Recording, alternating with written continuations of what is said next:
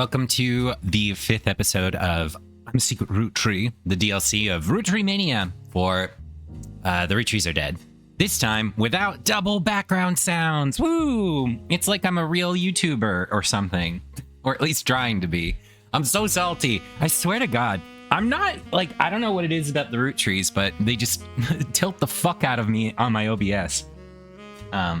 Anyway, so we are getting back into it, and oh God, there's a lot to do. I feel like it's kind of overwhelming in a way, just how much information there is to process.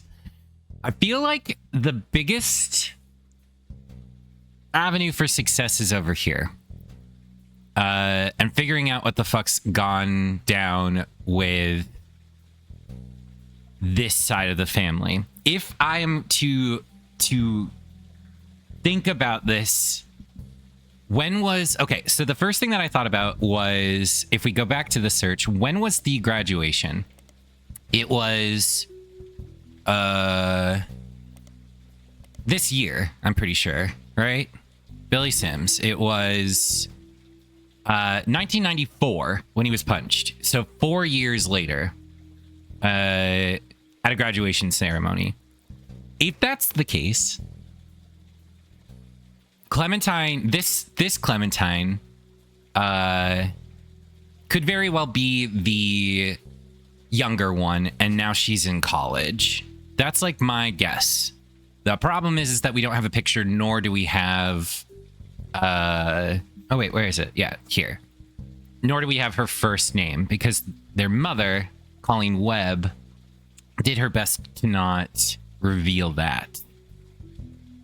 So I don't know where I need to go in order to figure that out. The other thing that we could potentially do is look around Elias Roottree, because we didn't actually read this piece of evidence. I just clicked it. So I think that's what I might start off doing. We also can like look at this stuff and see, like, for example, we have one clue still for this one. And I'm curious about this. What does this mean? The fact that we don't have this locked in, right? Because this is for Stuart Clementine and Regina Clementine. Not the other side of the family. All right, Beth, well known. I know for a fact that she came to Butler County a few times. Miracle Church, right.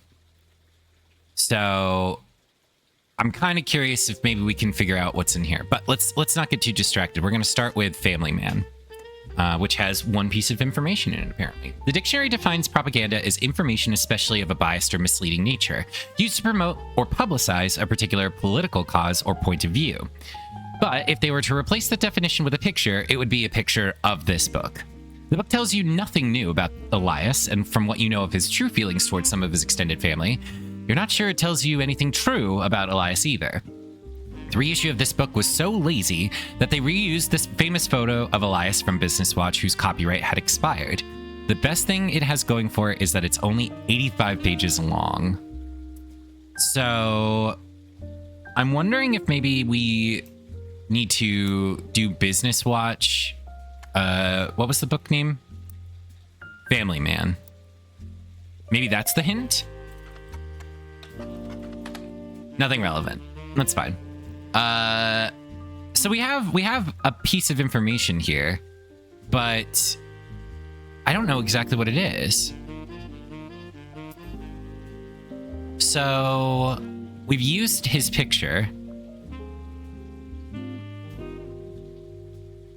Maybe Family Man, the Roottrees Legacy, or Bess Williams, perhaps? We could do that. We could look up Bess Williams. Nothing. Maybe Bess Williams has something in News Time, or probably not the Portland Telegraph. Bess Williams was an author born in the late 1800s. She lived just outside of Miami and died tragically young in a major hurricane that struck the area in 1926. Beth has a minor history with the Roottrees. Her only notable book, Family Man, is widely considered blatant propaganda about Elias Roottree. It had all been forgotten until recently when it was re-released during the height of Roottreemania. There's a site dedicated to hurricane statistics that also mentions Bess Williams. The Bocadoro Library, not far from where she lived, was partially destroyed in the hurricane. When they rebuilt, they named the nonfiction section after her. The library was expanded again in 1950 and then closed in 1963 when multiple larger libraries opened in the surrounding area that made it redundant. Oh, we could look this up. The Bocadoro Library no longer exists. You find multiple libraries in the area. According to the website for the library system in Miami, the building where it once sat is now the Miami Print Museum. Searching for the Miami Print Museum, thank you, you come across their website. It states their hours and a list of exhibits. The building is very small, admission is free, and they only have room for a few different displays. One of the exhibits is their courtyard, which includes a fountain as well as a statue of an unknown author. The picture has been added to your evidence. Another is a printing press that was used by the Miami Sunday, a now defunct weekly newspaper. The last is the original print of Cuba by Cuban's art book. Let's look up Miami Sunday. Miami Sunday has no record that you can find online or in your periodical search. It merged with another periodical and became the Miami Mercury Sunday, which folded after only a year. Miami Mercury Sunday was a newspaper that lasted only a year from 1949 to 1950. You find a small website about quirky printing history facts that mentions the Miami Mercury Sunday was the outcome of merging two smaller failing newspapers. This resulted in one larger failing newspaper, which was only notable to the author because by combining the names in the way that they did, it was tied for the longest title for an American newspaper at the time, with a newspaper in Jefferson, Texas. Jefferson, Texas is a real place with a real newspaper called the Jefferson Jimplecute. As far as you can tell, nobody you've been investigating lives in Texas. I love these little cute anecdotes. Okay. What about Cuba by Cubans? Probably not relevant. Book of Paintings of Cuba, released in 1963, is credited to Marcia Barbin. At first glance, it doesn't seem related to your search in any way. I mean... yeah, okay. Pictures have been included. No, there's a printing press. Right.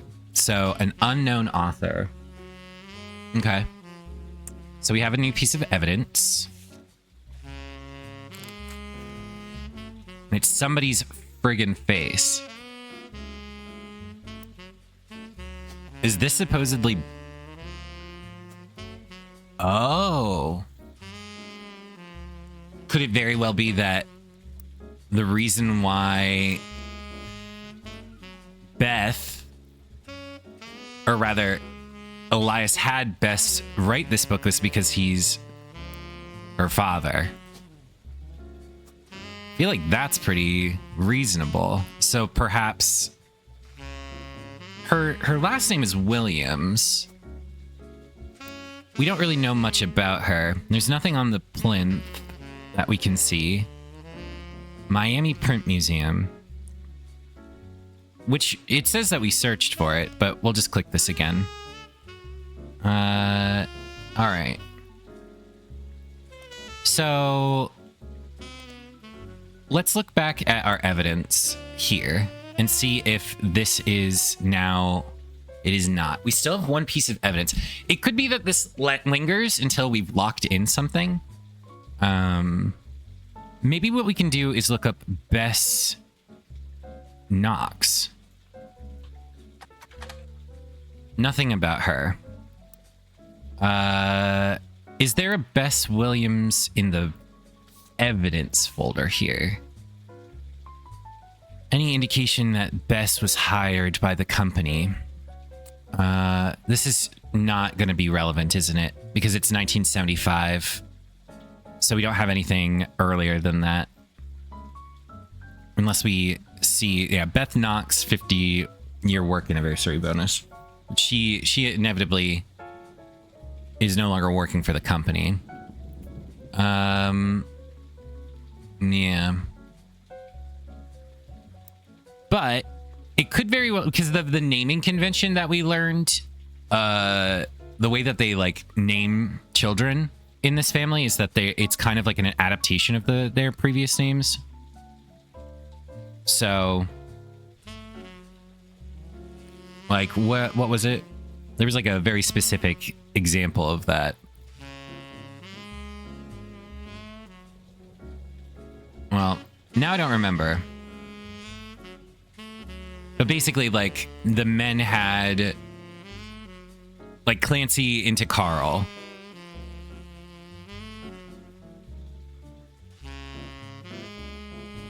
Yeah. There's that kind of naming convention that they employed. Because I remember I did that. I did the, I made a deduction based off of that. And the way that, like, I think it was somebody's wife. Yeah, like Sam into Stephanie. Or what was the other one? Bonnie into Bethany.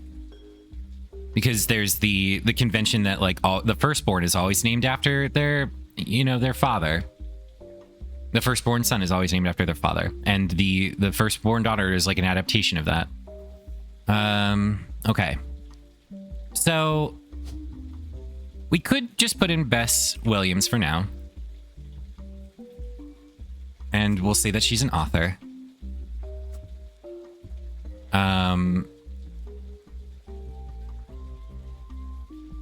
We don't know Felix's first name. That's something else that we could pursue. But it's possible that this is Bess Williams. I don't think that it's Beth Knox, like under a pseudonym. But it could be. It just is this connection is what I'm kind of establishing. Also, when was this book written? Not Picto. This book was written in... Well, we can look it up in the library. Bess Williams, Family Man Roottrees. Soft cover, it doesn't tell us. What about just Family Man? No. Anything else by Bess Williams? Do we know anything about her? When was it? Published in 1920. Wait, if it was published in 1920 and written by her, founded in 1908, 12. So maybe this is her.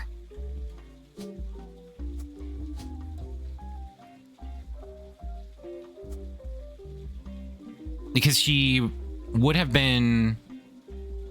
Like, I guess we're establishing, like... We're trying to figure out when he might have had that child, though. Possible infidelity in 1921. So after the book was published. So this is... Could Bess Williams be Beth?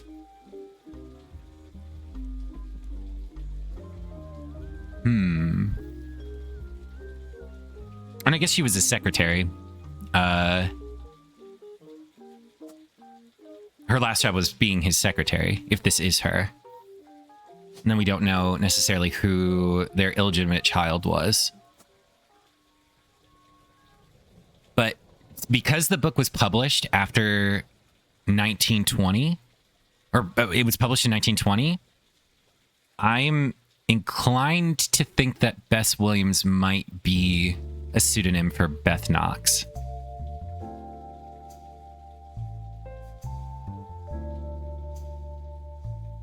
Okay, so that's a working theory right now.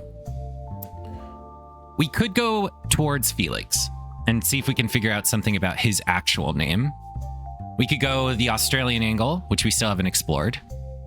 We could learn a little bit about his interpreter that he hired for that 1 year.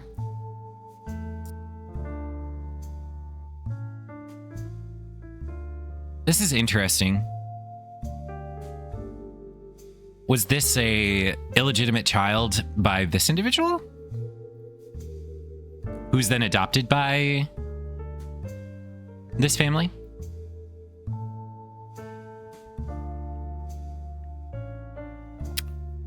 I don't know if we have any other leads that we can pursue regarding the Clementines.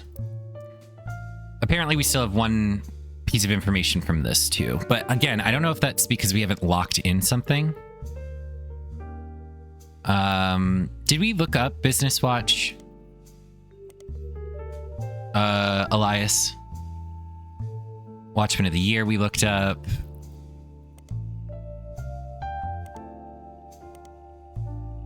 Yeah, maybe we just look up Elias Roottrees. Because we didn't do it for Business Watch, did we? Hasn't been updated. That's fun.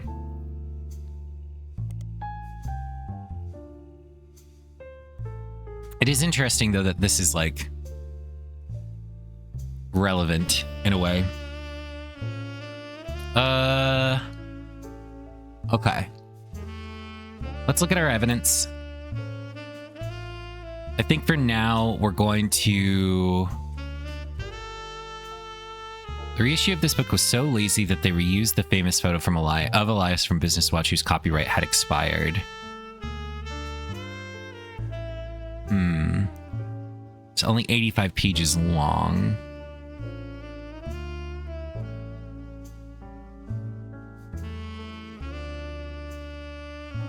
I feel like this is what's relevant. Business Watch no longer has a copyright on it, but let's look now at... Let's look a little bit at Regina Clementine's email. This is all the information I have about Regina. Have we looked up Regina Salazar?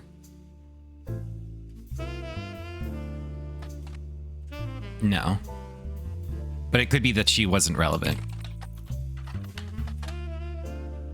Let's make sure that I spelled her name right.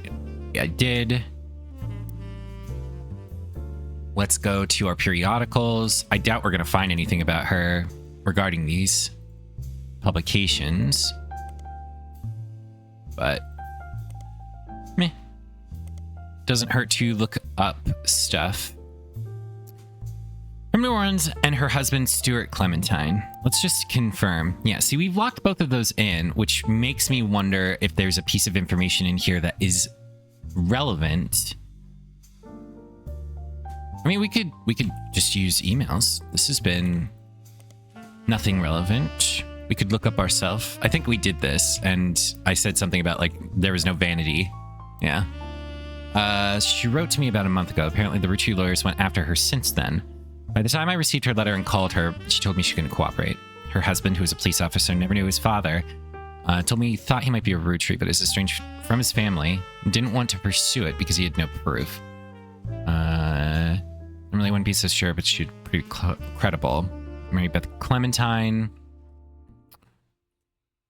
Okay, maybe Mary Beth Clementine we haven't looked up in the Butler County Times.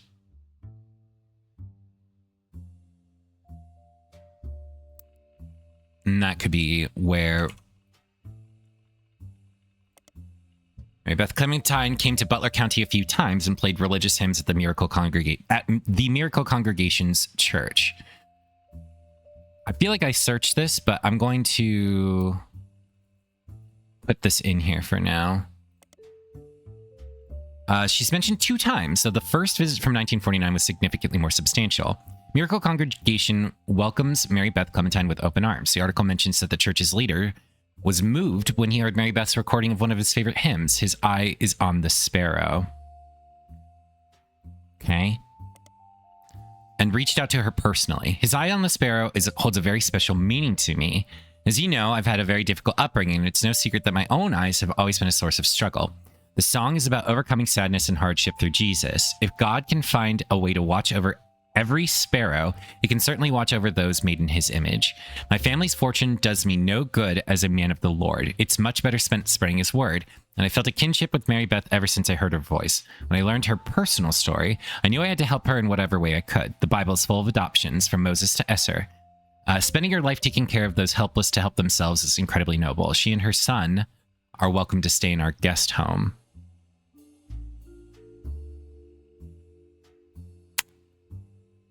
Son from a previous marriage? The second visit a few years later in 1953.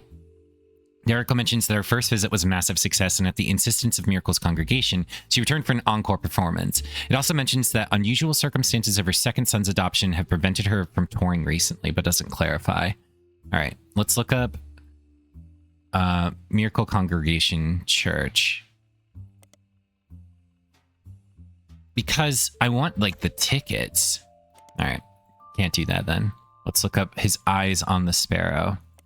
His Eye on the Sparrow is a religious hymn and has been covered over the years by many artists, so it's not likely very relevant to your search. The premise is that the singer realizes that they should not feel discouraged or disparaged by their troubles. Okay. What about... Can delete both of these. Although, I see now that this is going to be highlighted perhaps in multiple places. Modern Music Monthly. Starlet. Teen Blast. No. Silver Screen Magazine. Portland Telegraph. News Time. I don't know if I already did that.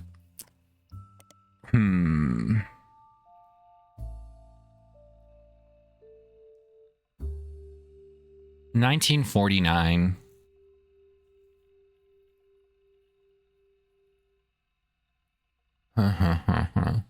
Guest home. That is interesting. Miracle had a guest home in which Mary Beth resided at some point. And her son was born earlier. I guess they had met prior to that.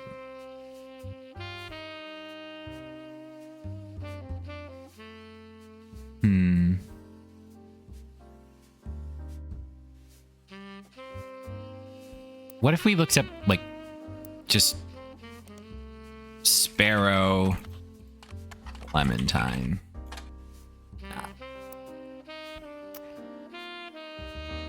All right. But there is still, like, that piece of information that we're missing. Family Man also has something. Notable events. We have something missing here, of course.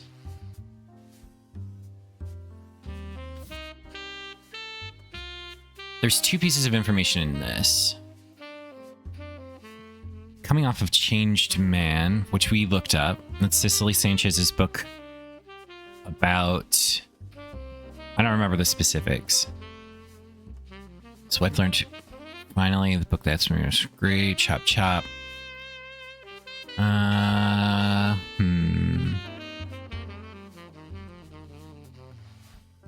All About Family. Roottrees Legacy. Orange suits for some green ones Elias wore. Fancy flavors. Caviar. In Christmas 1979, he went to Brazil to open the Roottrees Brazil factory. So my guess is that then that picture we have here is not the same Christmas. Well, maybe it is, I guess.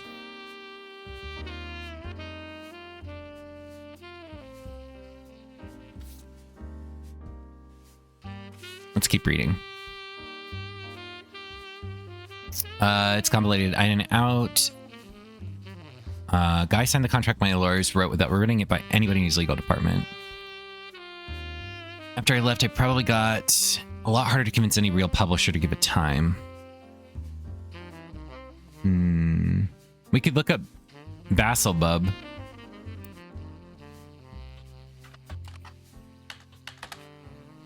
Did I spell that right? I did. But it wasn't relevant. Maybe Basilbub is somewhere in a periodical.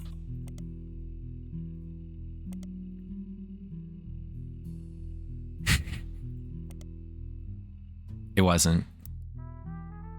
I guess the piece of information was not Basilbub. If I had to guess, though, it's probably... I met him on New Year's Eve, the last night of 1978. So... that... it's 3 years after he starts the series of infidelities.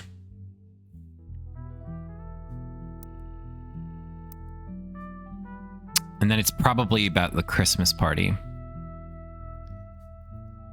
We could do... I don't know if we've looked up fancy flavors. Okay, I don't think we've read this.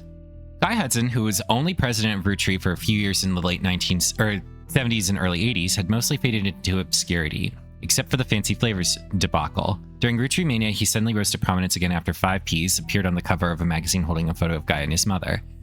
Few people that existed adjacent to the company in the 70s have come forward with stories about debauchery and swinger parties. Guy liked to throw large holiday parties whenever he had an excuse, and they often got very out of hand.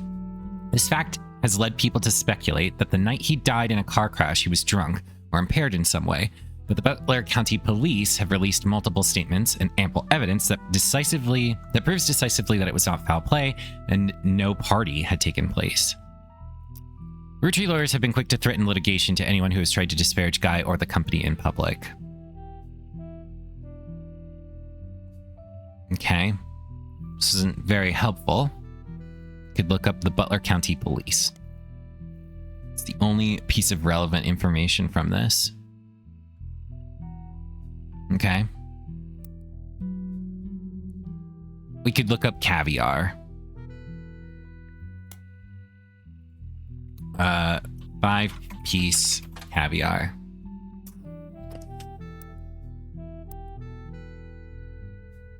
We could look up fancy flavors. Fancy flavors caviar? No. Caviar Brazil? Nope. All right. We're working our way up. So the P's. Felix Fellows. Joanna was Sack Morton's secretary when he retired, and then Guy Hudson's secretary for only 2 weeks. After his father learned of the affair, Felix and his mother moved to Portland because he was afraid of her. Oh, you know what? Have we looked up in the Portland Telegraph about Joanna Fellows? Joanna Fellows was mentioned briefly a few times around the time of her death. The first time was about the discovery of her body.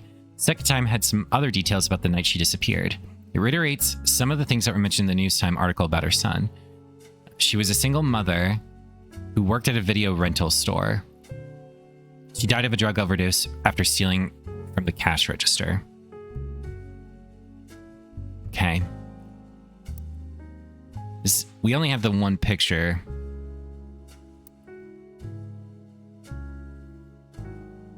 He grew up until he was 16, but one day his mother never came home.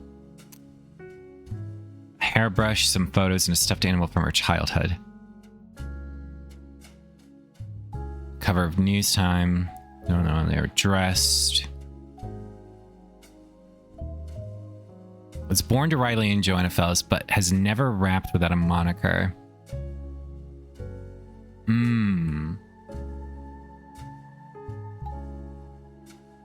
So maybe Felix Fellows is also a moniker?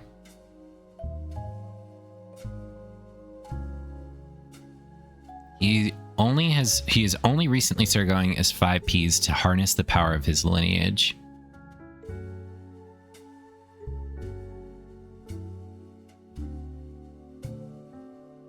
Went to foster care too.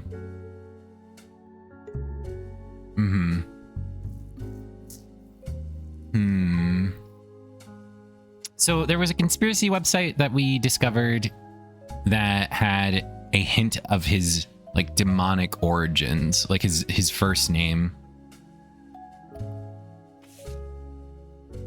There's also 3 pieces of evidence here.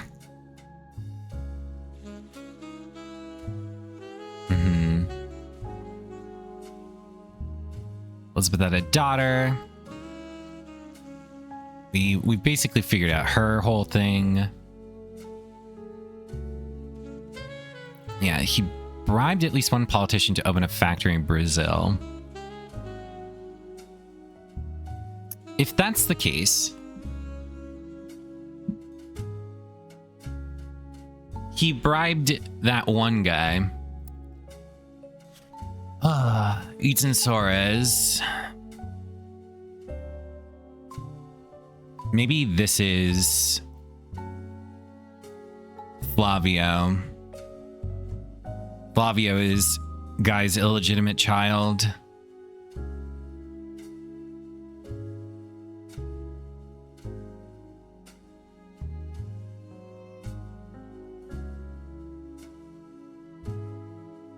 I was under the impression that he wasn't related to Guy Hudson, but I guess it makes sense. He was a child bride married in 1973 at the age of 15. This could be her.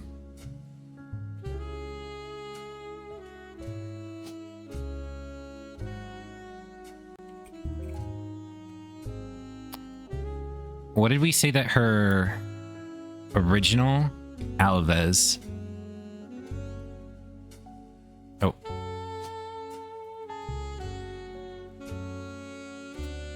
And then she's a media mogul. And then this is Edson. Didn't we say that he had a different last name? Or did that confuse me? And that wasn't actually true.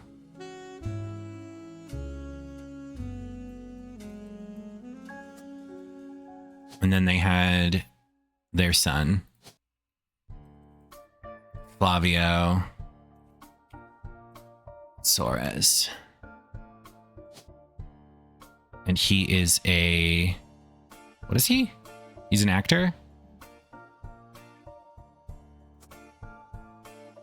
Oh no, he's a... What is he? He's just dating a supermodel. I don't remember what he is. What his, like, career is. Boo.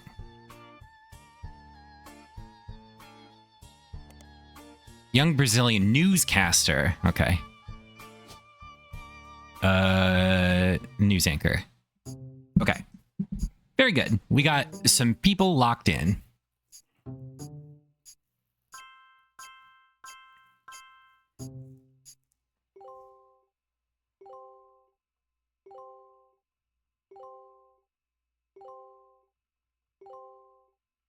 Nice.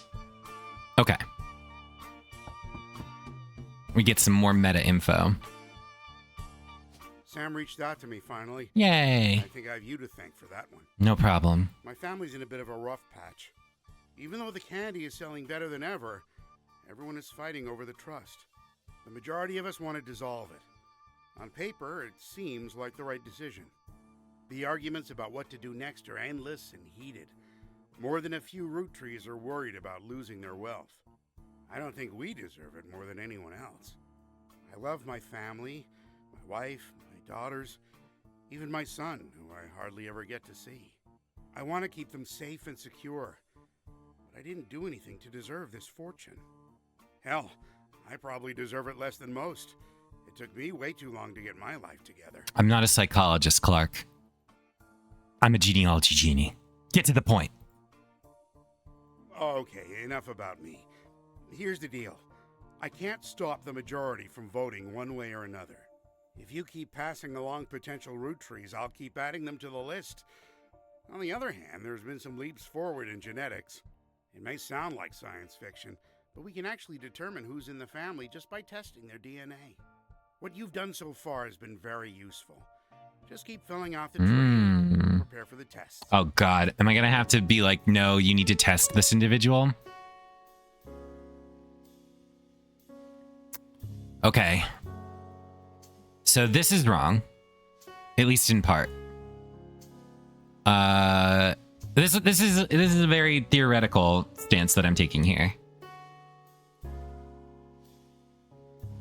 Let me just make sure that, yeah, he has to be a musician, right? There's nothing else that would suit him. Yeah. So it's definitely that his moniker is wrong.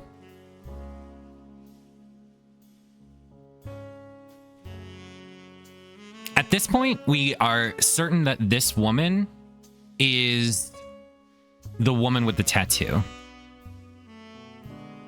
And since it's his final affair,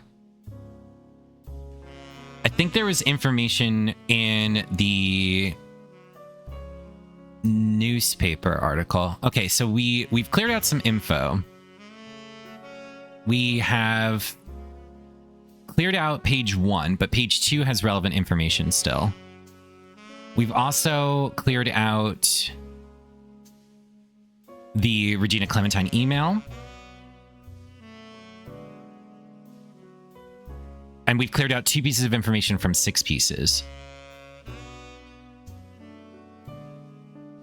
As well as the earlier information that's contained inside of these 2 pieces of the company records. I think this later information is going to help us identify the woman with the hand tattoo.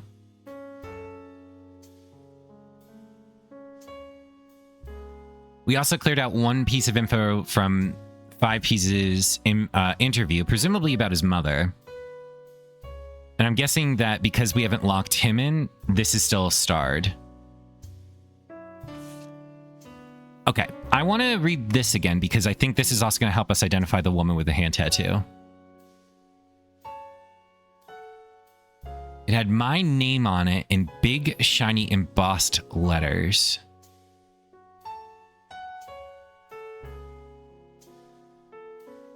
That can't be that it was named. Maybe we can look that up. What was the book originally named? Did we ever find that out? I don't think so. He sent his mistress Susie something. Okay, this is 1981. So this might be Susie. Susie something. Okay. I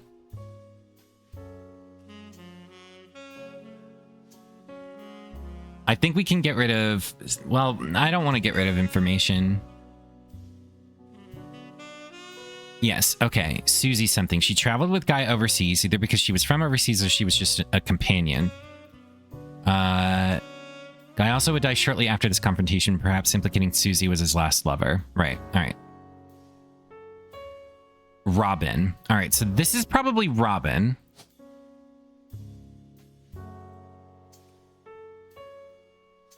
Let's investigate Robin. So let's start with this one. There was the information in... fuck, what was it?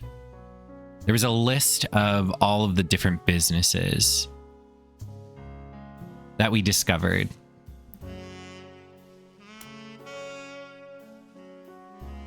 It was how they listed the 5... Oh, did I write that down intelligently somewhere? Oh yeah, scholarships. I forgot about this too. We also have the conspiracy theorist guy. We can delete this. Delete this. Let me look up the lawsuit again. This is pretty early in my investigation.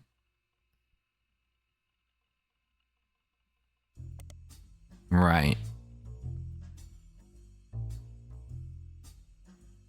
Oh, it's just the magazine. It wasn't her book. So never mind. I was thinking maybe I could find out about... Yeah. We should look up Root. Nothing new. Nothing new.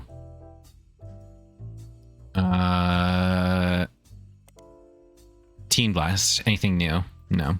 Okay. Root. The Root website has a small memorial section to the deceased members of the family, but it contains no new information. The most recent catalog in spring of 1999 had an entirely black cover with no text on it. On the leadership page, you learn that Root is currently managed by a designer who was apparently Brenda White's second in command. You don't recognize her name, and she seems unrelated to your search. Also on the scholarship page, on it you find information about the Roottrees Sisters Fashion Scholarship. It was awarded to 3 underprivileged high school girls each year who wished to pursue a career in fashion. Also, apparently, it also gives them an opportunity to show off their designs of professional models on a real runway.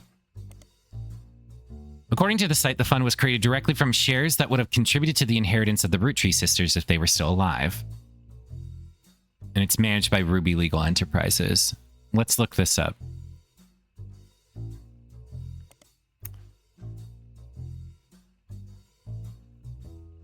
Okay, what if we look up in the Pennsylvania Times or the Portland Telegraph?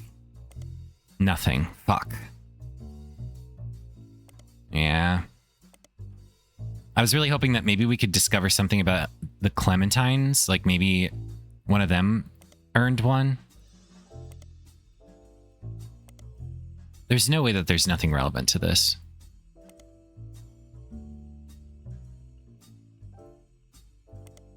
Why make this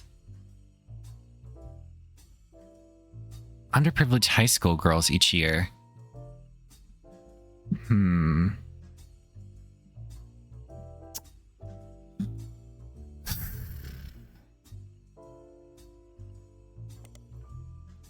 I did look up Ruby Legal Enterprises right here. We looked up Ruby Spratt. I mean, it's entirely possible that Ruby is related to all of this. Like, if I look up... Yeah. It's entirely possible that she is the illegitimate daughter of someone.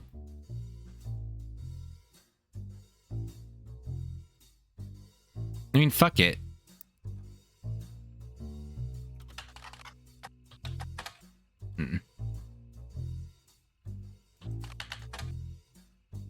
Well,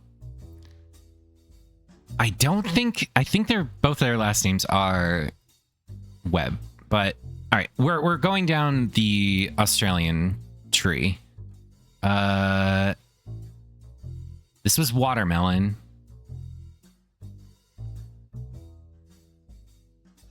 What would be... I mean, what happens if we just search butterscotch? Nothing, right? I think it was Roottreemania. Or... Roottreeaus. That was it. Is one of the companies created to manufacture and distribute Roottree candy. It was developed as part of the Roottree Everywhere initiative in the summer of 1979. According to a history website for Roottrees Australia, Charles Martin, who owned a company that manufactured licorice in Australia, was tapped to run the Roottrees factory via impressed American leadership in the Roottrees Candy Company at the time. Okay. Charles Martin ran this branch of RCC. Roottrees Australia did have some success, but only in certain regions. The manufacturing leg of the company shuttered in 1992 after the death of Martin, and now serves as an importer and distributor. So let's look up Charles Martin. Charles Martin was a candy manufacturer in Australia born in 1923. He had a popular brand of licorice called Martin's Licorice Bullets. Invented the candy Martin's Licorice Bullets. Most of his history is unrelated to the Rootrees. However, in 1979, he had helped to develop Roottrees Australia. He used his own wealth to build a new factory. They distributed the maple treats through the same methods he had already been using for his previous candy venture. A website about Australian commerce mentioned that he had a very unusual business agreement with the main Roottrees company in the United States. Much like how the Clancy Trust distributed the profits from the Roottrees company evenly to the Roottrees family, the profits of the Roottrees Australia would be split 50-50 between the American Roottrees company and Martin himself, for him to do with what he wishes. This made Martin very, very wealthy, but also led to many cost-cutting measures meant to increase profits as much as possible, especially towards the end of Martin's life in the early 1990s. Roottrees Candy gained a poor reputation in Australia and sales suffered immensely. Charles' vast fortune was passed along to his daughter, Robin Martin, who sold both businesses at the first opportunity. Robin Martin is featured in many of the top 100 wealthiest women in the world lists. She owns a private island off the coast of Australia where she reportedly has her own exclusive retreat. She has no husband, and there was a widely circulated rumor somewhere in the mid-70s that she had a medical procedure to ensure she would never have children. You find a joke on a site called Edgy Jokes that implies that she's quite promiscuous and has a punchline involving Robin's eggs. For what it's worth, Martin seems to have leaned into the rumors. In the 80s, she once showed up at a charity function with 3 very attractive men, each wearing a shirt that simply said, "Satisfied Partner" on it. Okay. I guess we're gonna look up edgy jokes. Besides the jokes about Robin's eggs, there's a lot of jokes about the band U2 for whatever reason. I'm gonna guess this is the same thing. Yeah. Satisfied Partner. A charity function in the 80s. Okay. So Robin Martin is this woman.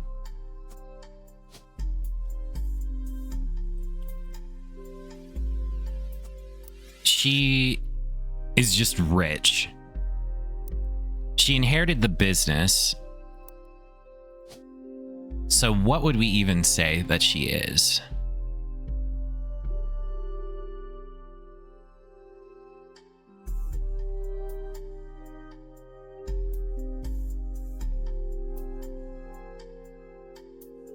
Can't just be rich, you know? I mean, technically she would have been the president second before she sold the companies, right?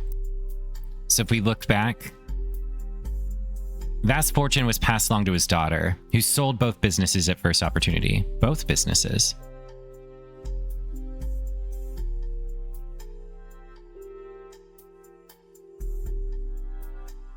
Oh. I guess he owned this as a separate business. Oh, did I spell it wrong without the extra S? No. What about the American Roottrees Company? No.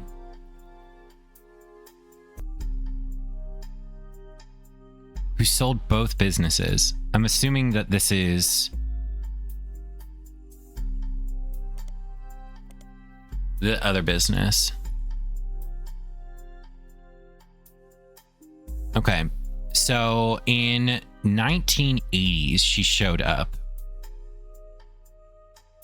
Let's look at let's cross-reference that to this info. 1980s, New Year's Eve ball. Fred Gleason 50-year work anniversary.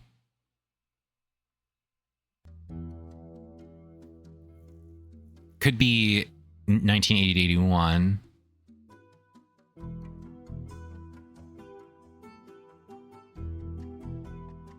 Yeah, because this is after Guy died. So let's look to see if there's an event.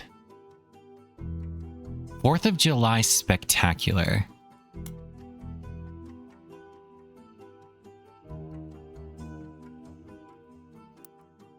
When was this? 1980.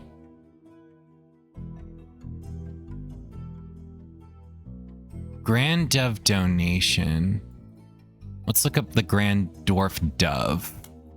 The Grand Dwarf School for the Deaf, formerly Grand Dwarf Dove, is located about an hour from where the Roottrees offices used to be in Butler County, but serves much of that part of Pennsylvania and nearby Ohio. According to their website, it was formerly named Grand Dwarf Dove from 1923 to 1990 because Grandorf was the last name of the founder and Dove is the Danish word for deaf. The founder had issues with government translators leading to an odd transcription issue. In 1990, it was renamed to better represent the school's purpose and to correct the embarrassing lack of effort and awareness demonstrated by the government officials in those early days. The staff is listed on the website. You scan through all of the biographies and find that the principal, Miss Floyd, is fluent in 5 languages, including ASL. She's been working at the school for over 15 years. Miss Ford's bio also mentions she's not deaf herself, but rather learned sign language to communicate with the deaf. Mentions that she was responsible for securing funding for the Hudson Wing. This isn't exactly what I expected.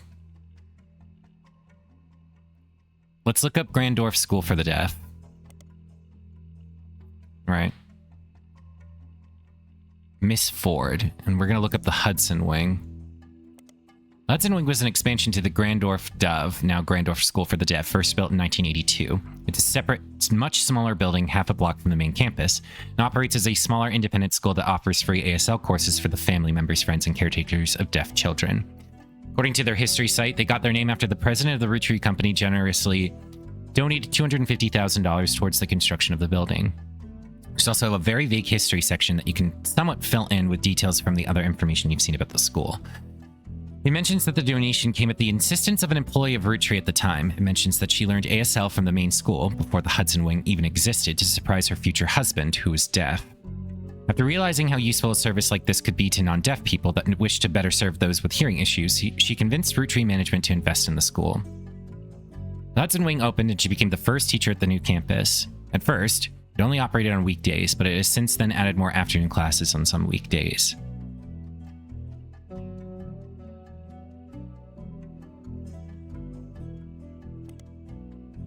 Ford. Miss Ford. Miss Ford.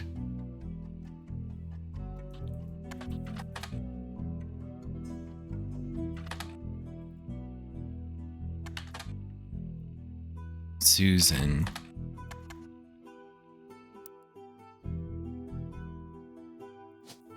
Well, I think that might be her. So, principal. And Susan. This could be Susan Ford.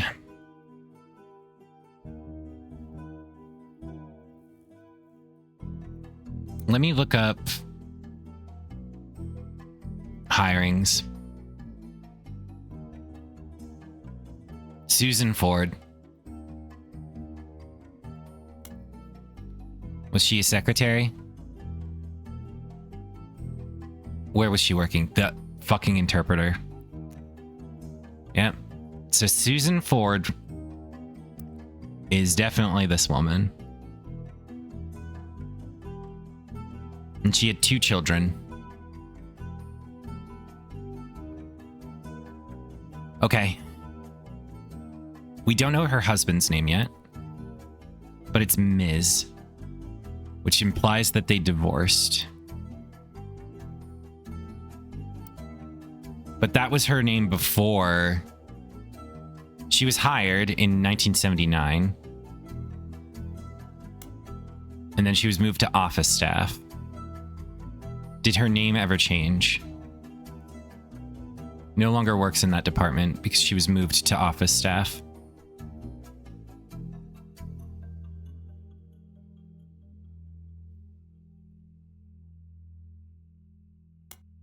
I'm assuming then she got pregnant in that year and basically was like, you need to pay me $250,000 not to do anything. And then she quits after he dies.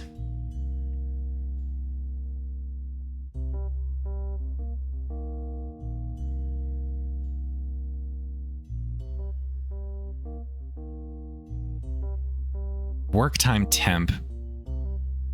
Let's look this up. Work Time Temp is a company with many offices all over the United States. The Roottrees Candy Company is listed on their site as one of the companies they do business with. It was far from the only one you recognize. There's no connection. Yeah, I know. We just wanted to eliminate that, essentially.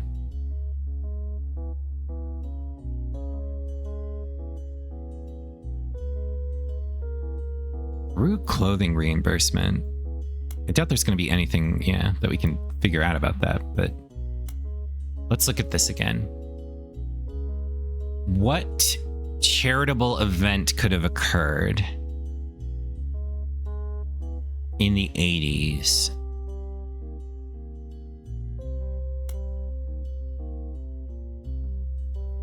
Where Robin could have showed up in a picture with that shirt.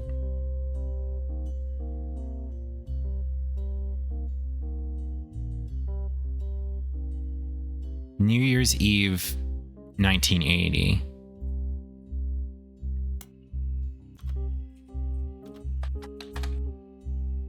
Maybe we do... Because this is the only thing that's really indicative of it being like a charitable event, is the School for the Deaf. 4th of July, Christmas tree bash. Let's look up Grandorf Dove in these places.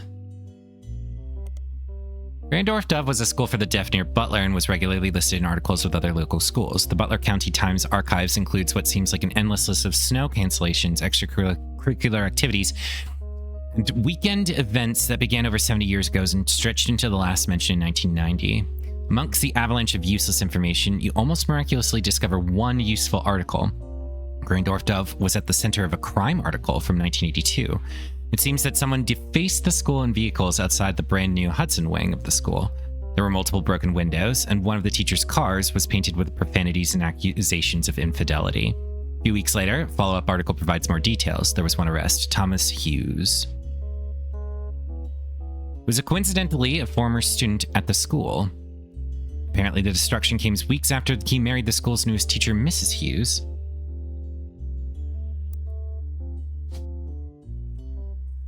Well, you figured out who this guy is.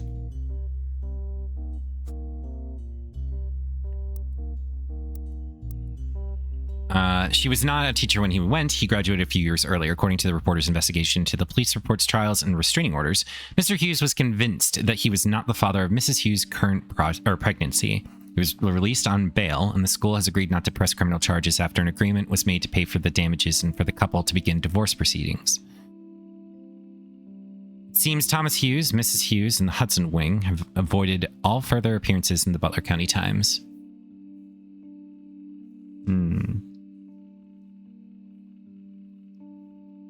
Okay.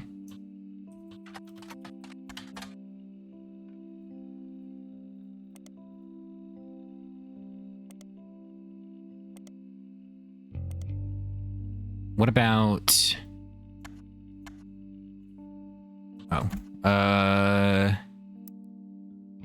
Grandorf Dove in news time. God damn it. Control C. Nothing. Yeah, we got that one. I doubt we're gonna find anything else in another one of these. Yeah. Seems unlikely.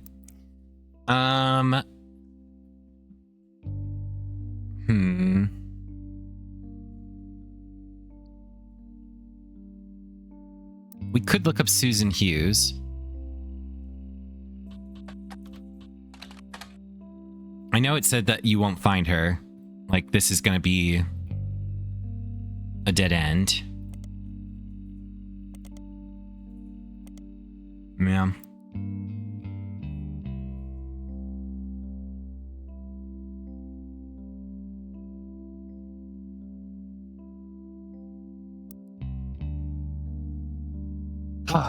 Brick. So we need to figure out what charitable event she attended. Widely circulated rumor.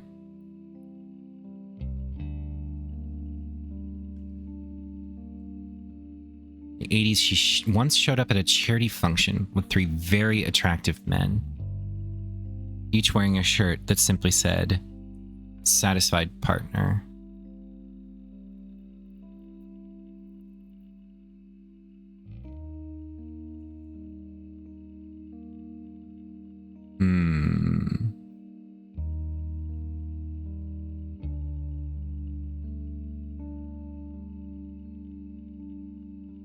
"100 wealthiest women in the world."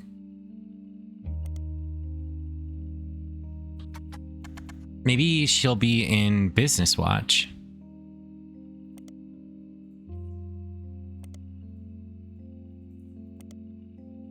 Perfect. Apparently, Robin Martin sold off her father's business assets in 1992, the year after he died, which combined her inheritance, immediately catapulting her to an almost unimaginable level of wealth. The writer at Business Watch, who was assigned to report on this news, seemed to disapprove of this move immensely. While the article does not touch on the announcement of who took over the licorice division as well as what was to become of the maple candy factory, the entire text seems to be dripping with contempt that someone would be willing to dismantle and gut such a successful company to earn a quick buck.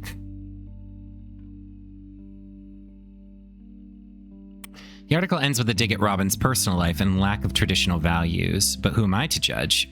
Maybe she sold it to ensure a better future for her own children. Oh, wait. Fuck.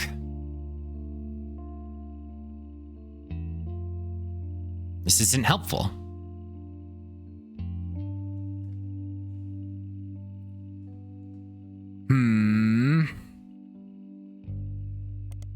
Nothing relevant. Maybe she was in one of these magazines. And there was a charitable event that she attended as a result. There's not going to be anything. Frick. What was her father's name? Thomas, right?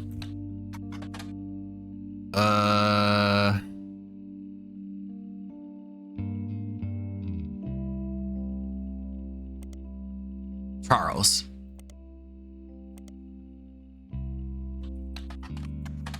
Business Watch mostly focuses on American businesses, but the expansion of Roottrees into Australia did create a blip in 1978. Mentions that Charles Martin met with the legal and leadership teams from Roottrees in 1977.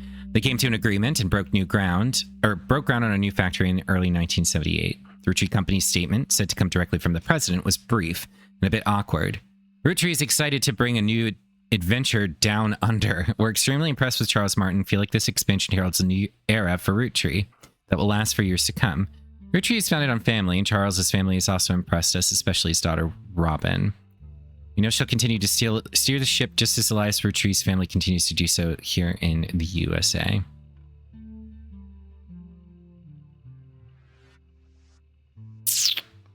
Okay. Probably won't find anything else somewhere regarding this. Yeah.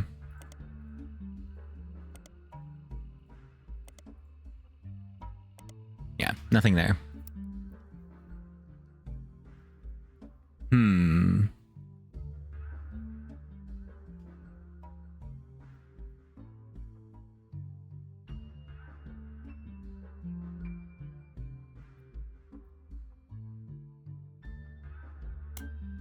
Nothing about Christmas tree bash. What about in the periodicals?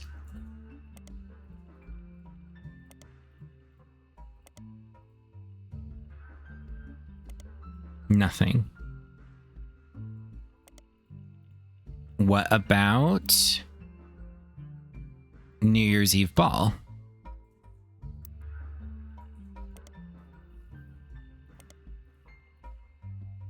I mean, it's probably not going to be in any of these then.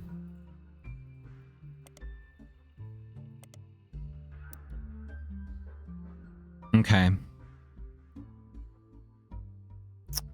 I think we just got to keep going through the other Roottrees divisions across the world. So we'll do Roottrees China. Roottrees China is one of the companies created to manufacture and distribute Roottrees candy. It was developed as part of the Roottrees Everywhere initiative in the summer of 1979. During the late 70s, China began to go through a period of economic reform. This led to new opportunities for American companies, and the Roottrees Candy Company decided to pounce. Lang Hongbo, who was said to personally win over the Roottrees family, was the owner of multiple textile factories, did not wish to import the ingredients and build a special factory to manufacture the candy in China. So instead, they made a deal to import bulk, unpackaged Roottrees candy and label it for not only China, but additional markets.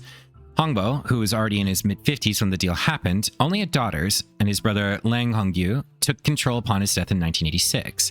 After Hongyu died in 1992, it passed to the oldest child from the next generation, Lang Xinyu. Sorry if I pronounced any characters' names wrong. So let's look up... yeah. Oop, I didn't mean to delete the page, but...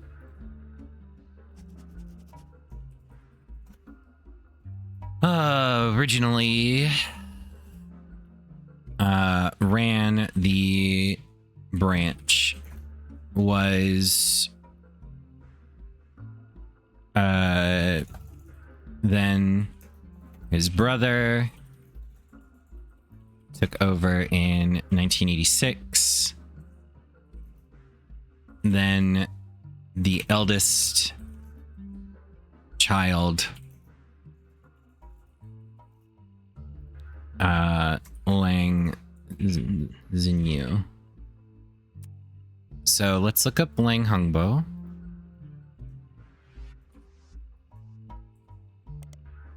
Come across a website for Lang Thai Textile Corporation, which is a company that helped expand Roottrees products in China in the late 1970s. The company seems very accomplished. Their site has quotes from many different reporters and news articles listed on it in nearly every language. It's also mentioned quite often on websites about Chinese businesses. Those mentions are company-focused and not people-focused and don't offer any information useful to your investigation. The page contains a very rudimentary leadership timeline with names that prove that the company has been in the Lang family for a long time. It kind of looks like a family tree. It goes back at least 250 years in some form or another. During the period where they began the Roottree deal, Lang Hongbo in China, the family name comes first, so Lang is his last name, was the CEO. I didn't write his brother's name, did I? Let me do that really quick.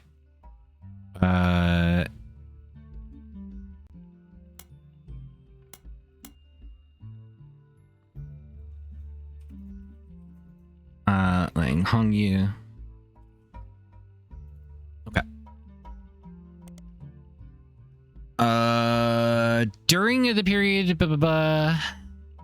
was the CEO. He died before the internet was widespread, so there's not much out there other than his name on this website. His younger brother, Lang Hongyu, is featured on the history section directly following him. This also seems to be the only mention of the man. The current CEO is a woman listed simply as Xinyu. The site doesn't list her last name, though she does appear in the family tree below Langbo, or Hongbo. Lang Thai has a few American logos on its page. One is the Roottrees logo, another is Tranquilts, and the third is Piece of Asia. Okay.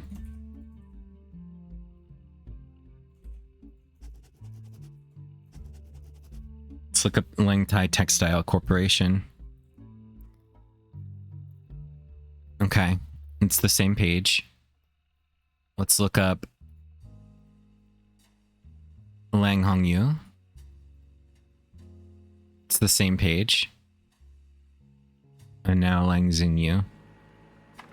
Lang Xinyu in China, the family name comes first, is a businesswoman currently running the Lang Thai Textile Company.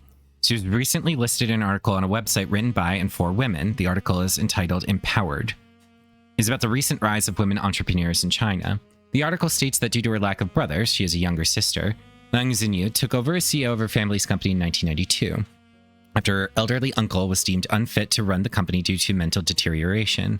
This was apparently an extremely controversial move among the company's employees, and some of them, the article does not state how many, quit and wrote a letter stating that she must have coerced him in his vulnerable state. Since then, the company has been performing well. Her nephew, who is currently her second in command, is expected to take over when she retires. In the meantime, the board's stance has been a twist on a popular proverb. The article roughly translates it as, someone that has proven that they can do something well can do it 100 times well. An unproven leader could doom us all.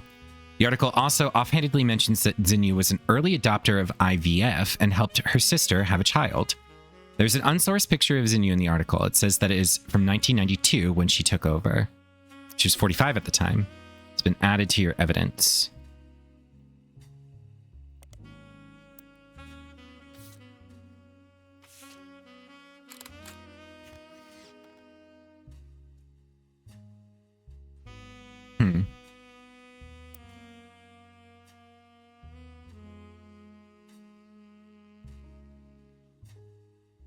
Where does she fit into this?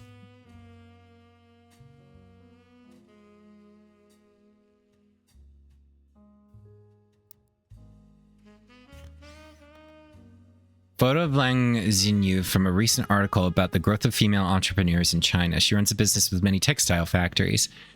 Some manufacture packaging for American products. Okay. Could it be that pictures are also red herrings? Well,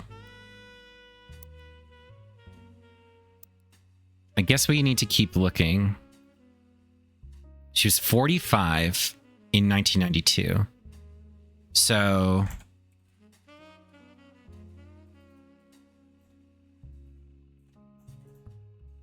she would have been born in 1947.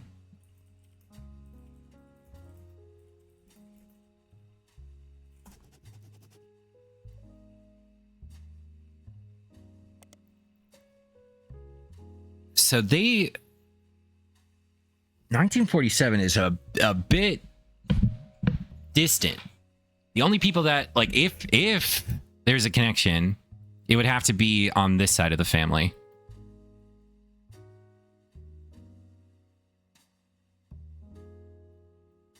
And if that's true, and she was an early adopter of IVF and helped her sister have a child,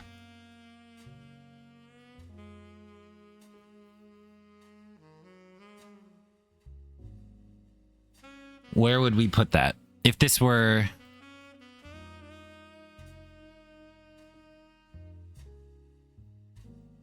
here. Well, it wouldn't be here, would it?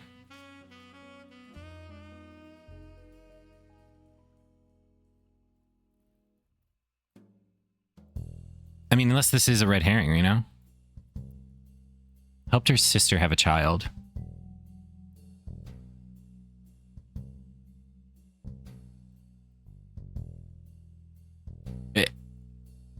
Here?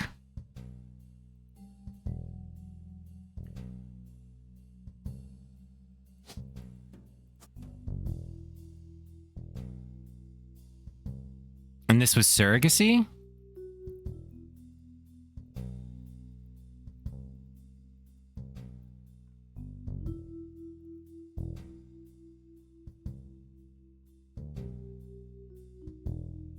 This is confusing.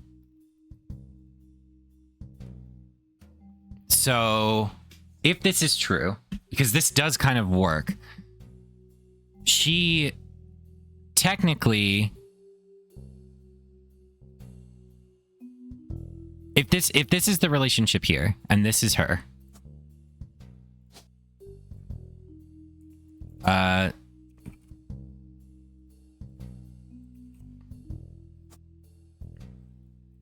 she's the president, right? She's CEO, okay. She helped her sister have a child. Wait.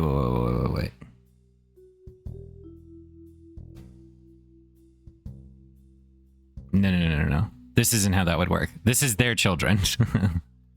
But then...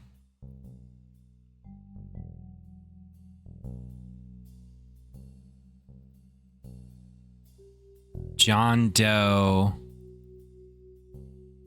No. Okay. I think I fucked this up. I think I've created a accidental incest triangle. Never mind. Hold on. Let's think a little bit about that before I jump the gun. Huh.